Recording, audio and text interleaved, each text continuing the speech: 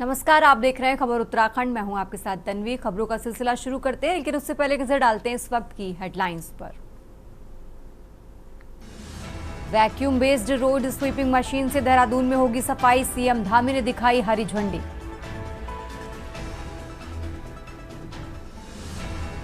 उत्तराखंड में नए सिरे से डेंजर जोन व दुर्घटना संभावित स्थलों का सर्वे, आपदा के बाद परिवहन विभाग उठा रहा कदम। मौसम खुलते ही चार धाम यात्रा ने पकड़ी रफ्तार, दर्शन करने वाले श्रद्धालुओं का आंकड़ा 45 लाख के पार। उत्तराखंड के 4400 गांव में डिजिटल क्रॉप सर्वे की तैयारी, मोबाइल ऐप से दर्ज होगा रिकॉर्ड। पीएम किसान सम्मान निधि की 21वीं किस्त जारी, उत्तराखंड में किसानों के बैंक खातों में करीब 157 करोड़ रुपए पहुंचे। उत्तराखंड में आपदा प्रबंधन के मोर्चे पर डटेंगे युवा, अगले माह से ट्रेनिंग देने की तैयारी। आप देख रहे हैं के न्यूज, खबरों का सारथी। और अब रुक करते हैं खबरों का, शुरुआत करते हैं डोईवाला की खबर से। डोईवाला से बड़ी खबर आपको बता रहे हैं, शहीद दुर्गा मल्ल कॉलेज में आज छात्र संघ चुनाव।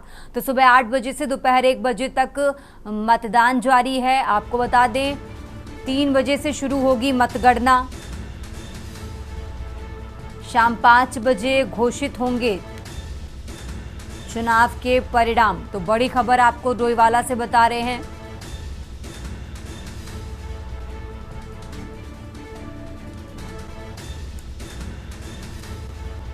1005 छात्राएं और 459 छात्र मतदान करेंगे। आपको बता दें कुल 1464 छात्र छात्राएं चुनाव में भाग ले रहे हैं। तो कॉलेज परिसर में कड़ी सुरक्षा व्यवस्था, एनएसयूआई और एबीवीपी के बीच सीधा मुकाबला है और इसको लेकर प्रशासन ने सुरक्षा के भी पुख्ता इंतजाम कर लिए हैं। तो छात्र संघ चुनाव को लेकर छात्रों में उत्साह है। ये बड़ी खबर आपको बता रहे हैं, कॉलेज परिसर में सुरक्षा व्यवस्था बेहद कड़ी है। सुबह 8 बजे से मतदान शुरू हो चुका है।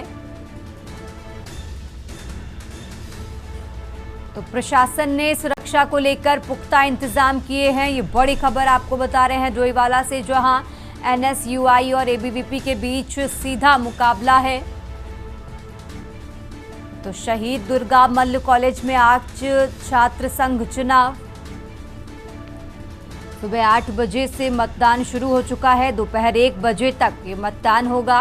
इसके बाद आपको बता दें 3 बजे से मतगणना शुरू होगी। तो शाम 5 बजे परिणाम घोषित होंगे। ये बड़ी खबर आपको डोईवाला से बता रहे हैं, जहां 1005 छात्राएं और 459 छात्र मतदान करेंगे। कुल 1464 छात्र छात्राएं इस चुनाव में भाग ले रहे हैं। तो एनएसयूआई और एबीवीपी के बीच इस चुनाव में सीधा मुकाबला है। छात्र संघ चुनाव को लेकर छात्रों में उत्साह है। प्रशासन ने भी अपनी तैयारियां कर रखी हैं। तो बड़ी खबर आपको डोईवाला से बता रहे हैं, जहां कॉलेज परिसर में सुरक्षा व्यवस्था बेहद कड़ी है। 8 बजे से मतदान शुरू हो चुका है। दोपहर 1 बजे तक मतदान चलेगा और इसके बाद 3 बजे से मतगणना शुरू हो जाएगी।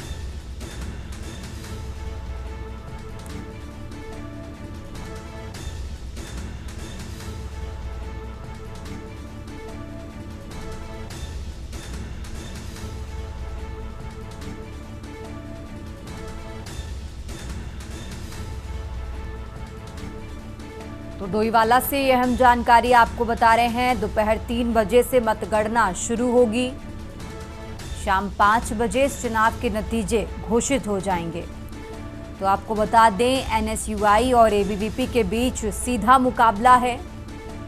आज शाम को इस चुनाव के नतीजे घोषित हो जाएंगे। कुल 1464 छात्र छात्राएं इस चुनाव में मतदान कर रहे हैं। कॉलेज परिसर में सुरक्षा व्यवस्था बेहद कड़ी है।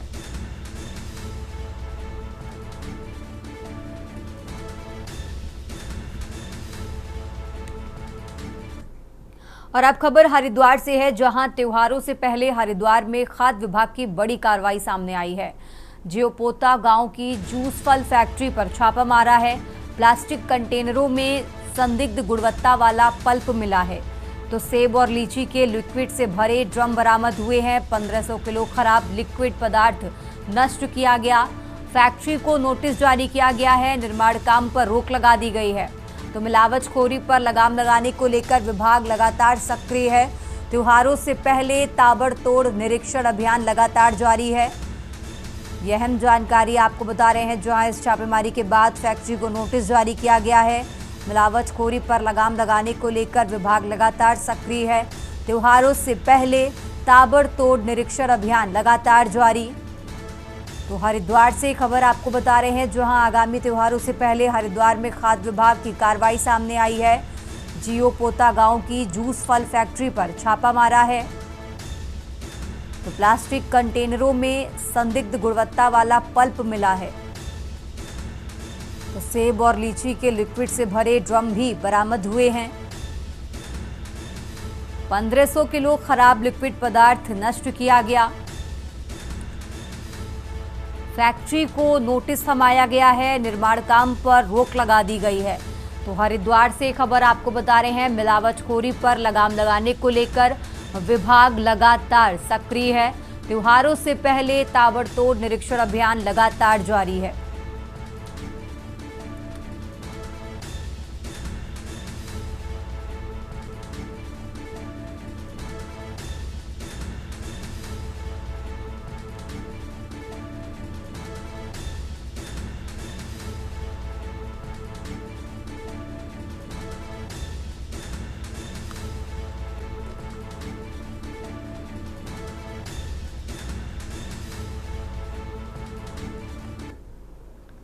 और अब खबर काशीपुर से है, जहां दिल्ली में आयोजित होने जा रहा अखिल भारतीय मुस्लिम महासम्मेलन अब अंतिम चरण की तैयारियों में है। उत्तराखंड के काशीपुर से भी एक ऐतिहासिक कार्यक्रम में शामिल होने के लिए कई बसें रवाना की गईं। इन बसों को नगर निगम काशीपुर के महापौर दीपक बाली ने हरी झंडी दिखाकर रवाना किया है। इस मौके पर मुस्लिम राष्ट्रीय मंच के पदाधिकारी और बड़ी संख्या में कार्यकर्ता मौजूद रहे। कार्यक्रम से पहले काशीपुर में एक बैठक आयोजित की गई, जिसकी अध्यक्षता वक्फ बोर्ड के सदस्य और मंच के क्षेत्रीय संयोजक डॉक्टर मोहम्मद हसन नूरी ने की है। उन्होंने कहा कि सम्मेलन देश भर के मुसलमानों को एकजुट कर भारत के विकास और एकता का संदेश देगा। साथ ही उन्होंने ये भी कहा कि मुसलमान देश के सच्चे नागरिक हैं और वे भारत को आतंकवाद, दहशतगर्दी और मॉब लिंचिंग से मुक्त कराने के लिए प्रतिबद्ध हैं।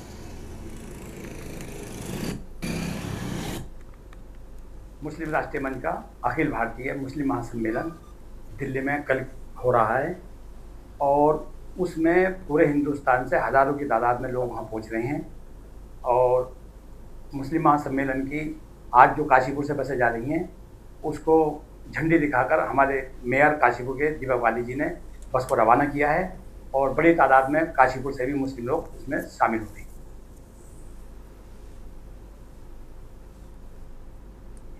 आगे बढ़ते खबरों में अब खबर हल्द्वानी से है, जहां यूके SSSC पेपर लीक मामले को लेकर एक और बेरोजगार युवा सड़कों पर उतरकर सरकार के खिलाफ प्रदर्शन कर रहे हैं। वहीं दूसरी ओर सरकार के पक्ष में उसका दर्जा प्राप्त मंत्री सामने आए हैं। हल्द्वानी में मंडी परिषद के अध्यक्ष अनिल कपूर डब्बू और जलागम परिषद के उपाध्यक्ष शंकर कोरंगा ने अलग अलग प्रेस वार्ता कर सरकार का मजबूती से बचाव किया। उन्होंने कहा कि यूके SSSC का पेपर लीक नहीं हुआ था, बल्कि कुछ लोगों ने इसे लीक करने की साजिश रची थी, जिसे समय रहते विफल कर दिया गया। जब हम एग्जाम कंडक्ट कराने को तैयार हैं, जब हम एग्जाम करा रहे हैं, जब हम रोजगार दे रहे हैं, उसके बाद इस प्रकार का इस प्रदेश के अंदर आखिर माहौल क्यों बनता हो? देखिए, अभी जैसी घटना जैसी ये सब चीज़ें निकल के आई, माननीय मुख्यमंत्री जी ने उसमें SIT गठित की और SIT गठित करने के बाद न्यायमूर्ति वर्मा जी के उसमें कमेटी में एक टीम गठित कर रही थी और पूरे प्रदेश में उसकी जांच भी होगी। और जो उसके मुख्य आरोपी थे उसमें सरकार ने जेल में डालने का भी काम किया गया और जो मुख्य आरोपी है उसको सिक्वल उसका कल उसको जारी भी किया गया। और जो अन्य उसके आरोपी हैं, चाहे वो दरोगा हो, हरिद्वार में जो एग्जाम सेंटर में जो दरोगा वहाँ थे, सेक्टर मजिस्ट्रेट वहाँ थे, अन्य लोग थे, एक भी व्यक्ति को नहीं बख्शा गया। और सरकार पूरी पारदर्शिता के साथ और पूरी सख्ताई के साथ इसमें काम कर रही है। नकल विरोधी कानून जब से हमने लागू किया इस प्रदेश के अंदर, कुछ लोगों को वो हजम नहीं हो रहा है। जिसकी लोकप्रियता बढ़ेगी, निश्चित रूप से यहाँ कहते हैं राम की सेना भी है तो रावण के भी अभी सेना कलयुग में मौजूद है। जैसे मोदी जी ने पूरे दुनिया में देश का नाम किया, पिछली बार आपने देखा शाहीन बाग, अल्लाह अब्दुल्ला करते थे, लेकिन जनता ने नकार दिया। जो टुकड़े होंगे जेएनयू में पकड़े गए, देश के टुकड़े होंगे, उनका उत्तरांचल भी एक टारगेट है। उत्तराखंड जो यहाँ 84 लाख देवता रहते हैं, जो बॉर्डर से लगा हुआ इलाका है, ऐसे लोगों का ये भी एक टारगेट है, सॉफ्ट टारगेट। और डेमोग्राफिक यहाँ की खराब हो रही है।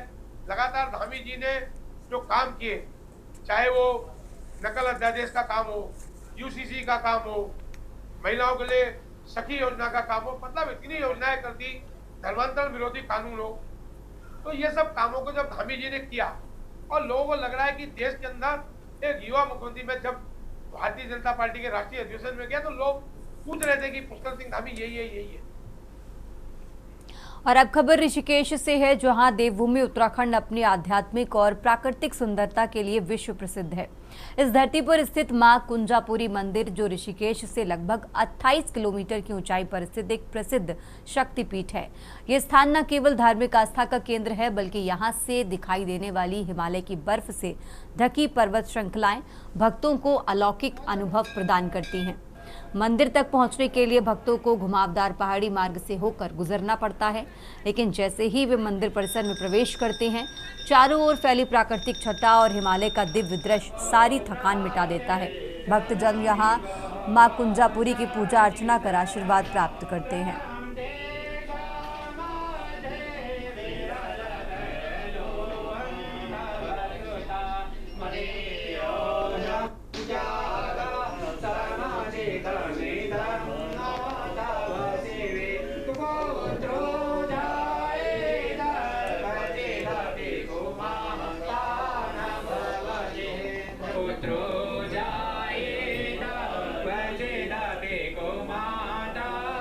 और हम यहाँ देवी जी के दर्शन करने आए हैं, और जो ये आप यहाँ से देख सकते हैं पहाड़ी, बर्फीली पहाड़ी, ये बहुत दिखाई देता है इस तरह का दृश्य। हम उन्होंने दिखाया है। नवंबर दिसंबर आपका बेस्ट है सनराइज के लिए और हिमालय के लिए, बहुत क्लियर ही दिखता है।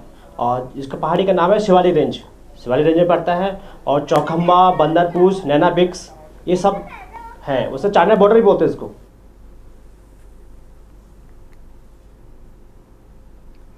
और अब खबर उत्तरकाशी से है, जहां जिले के धराली आपदा को 2 महीने होने को हैं, लेकिन बाढ़ पीड़ित आज भी राहत और पुनर्वास की राह देख रहे हैं। इसी को लेकर नेता प्रतिपक्ष यशपाल आर्य और पूर्व मंत्री व चक्राता विधायक प्रीतम सिंह चौहान ने धराली क्षेत्र का दौरा किया और पीड़ितों से मुलाकात कर उनका दुख दर्द साझा किया है। नेताओं ने पीड़ितों के साथ बैठक कर उनकी समस्याएं सुनी। स्थानीय लोगों ने मांग रखी कि धराली को पुनः बसाया जाए, उन्हें उचित मुआवजा दिया जाए और व्यापारियों के लिए नया बाजार व ढाबों, होटलों का पुनर्निर्माण कराया जाए। पीड़ितों का कहना है कि आपदा के इतने दिन बीत जाने के बाद भी सरकार की ओर से कोई ठोस राहत नहीं मिली है। यशपाल आर्य ने साफ किया कि यदि सरकार ने जल्द पुनर्वास और मुआवजे का काम शुरू नहीं किया तो कांग्रेस सरकार को विधानसभा में कटघरे में खड़ा करेगी। 5 लाख की धनराशि में पर्याप्त नहीं है, उसको कम से कम 10 लाख होना चाहिए। और निश्चित रूप से मेरा मानना है कि का जो हालात हैं, अगर सरकार गंभीर नहीं हुई तो निश्चित रूप से आगे भविष्य में भी वहाँ पर नुकसान होगा, जिसकी भरपाई करना मुश्किल होगा। और चलिए आगे बढ़ते खबरों में। अब खबर डोईवाला से है, जहां दिल्ली विश्वविद्यालय छात्र संघ के अध्यक्ष आर्यन मान ने डोईवाला का दौरा किया और शहीद दुर्गा मल्ल राजकीय स्नातकोत्तर महाविद्यालय में आयोजित कार्यक्रम में भाग लिया। इस दौरान उन्होंने अखिल भारतीय विद्यार्थी परिषद के छात्र संघ चुनाव में उतरे पैनल से मुलाकात की और उन्हें चुनाव में जीत का मंत्र दिया। कार्यक्रम में आर्यन मान ने छात्रों को संबोधित करते हुए कहा कि छात्र राजनीति केवल कॉलेज तक सीमित नहीं है, बल्कि ये राष्ट्र की दिशा तय करती है।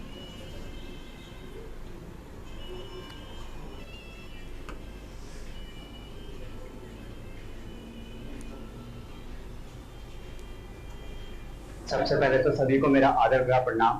आज हमारे बीच आर्यन मान भैया दिल्ली यूनिवर्सिटी के अभी अध्यक्ष बने हैं, वो आए, उन्होंने हमारा स्वागत किया और हमें अग्रिम शुभकामनाएं दी। साथ ही साथ हमें बताया कि किस तरह से जीता जाता है, किस तरह से उन्होंने टिप्स दी हमें, किस तरह से कन्वेंसिंग करो, किस तरह से आप अपने कैंडिडेट को किस तरह से आपको तैयारी करनी है, सब बहुत अच्छे से बताया और बहुत खुशी मिली उनसे मिलकर हमें। और वो अभी दिल्ली यूनिवर्सिटी के अध्यक्ष बने, इसके लिए हर्ष और उल्लास का विषय है ये काफी। और और हम विश्वविद्यालय में हम चाहते हैं कि हम भी उन्हीं की तरह बने। 16,000 से भी ज्यादा के मार्जिन से उन्होंने अपना जीता है, जो कि बहुत बड़ी बात है इतने मार्जिन से जीतना। और हम एक दिन अपने विद्यालय में भी इतना विकास करेंगे कि एबीवीपी के नाम को आगे पहुंचा देंगे। अध्यक्ष हूँ दिल्ली यूनिवर्सिटी का और मैं 16,000 प्लस वोटों के मार्जिन से विजयी रहा। छात्रों ने बहुत प्यार दिया और अखिल भारतीय विद्यार्थी परिषद साल में 365 दिन छात्र हितों के लिए काम करती है। हमने 16 दिन का प्रोटेस्ट भी करा कुछ मांगों को लेकर, जिसमें से 2 दिन की भूख हड़ताल भी करी और स्टूडेंट्स ने विश्वास दिखाया और मेरा 5 साल का संघर्ष रंग लेके आया और स्टूडेंट्स ने मेरे को इतना सपोर्ट करा कि मैं 16,000 प्लस मार्जिन से विजयी रहा।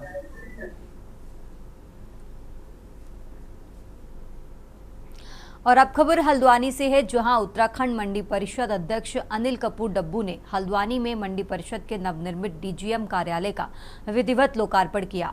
इस मौके पर उन्होंने बताया कि इस भवन का निर्माण काम लगभग 2.5 करोड़ रुपए की लागत से पूरा किया गया है, जो किसानों को बेहतर सुविधाएं देने की दिशा में एक अहम कदम है। पत्रकारों से बातचीत करते हुए अनिल कपूर डब्बू ने कहा कि मंडी परिषद की आय को उन्होंने लगभग 200 करोड़ रुपए तक पहुंचाया है, जो अब तक का रिकॉर्ड है। उन्होंने बताया कि किसानों की सुविधाओं में सुधार लाने के लिए निरंतर प्रयास जारी है।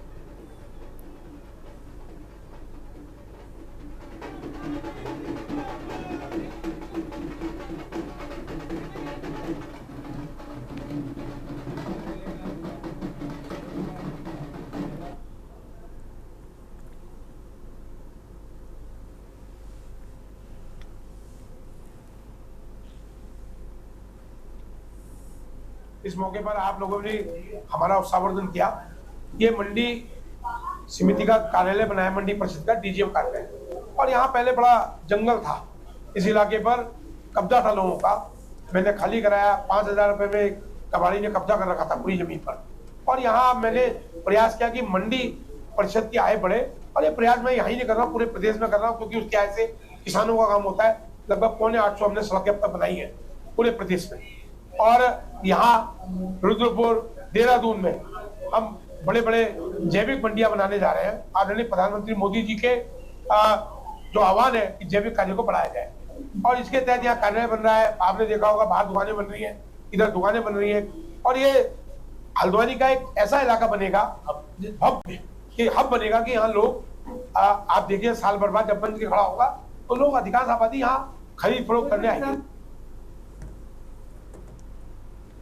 और अब खबर हरिद्वार से है, जहां कानपुर से शुरू हुआ आई लव यू मोहम्मद जुलूस अब उत्तराखंड के हरिद्वार तक पहुंच गया है, और इसके साथ ही सियासी व धार्मिक घमासान भी तेज हो गया है।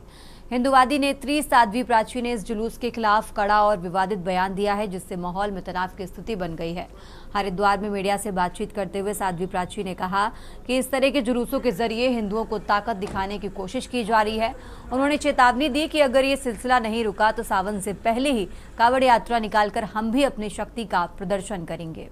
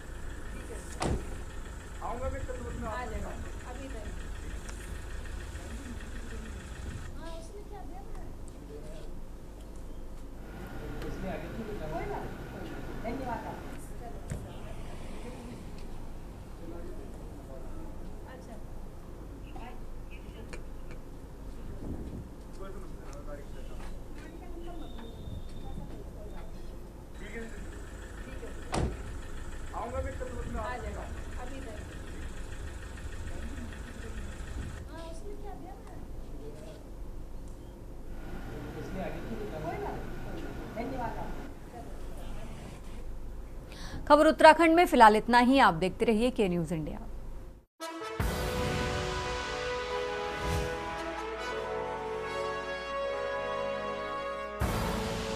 आप देख रहे हैं के न्यूज, खबरों का सारथी।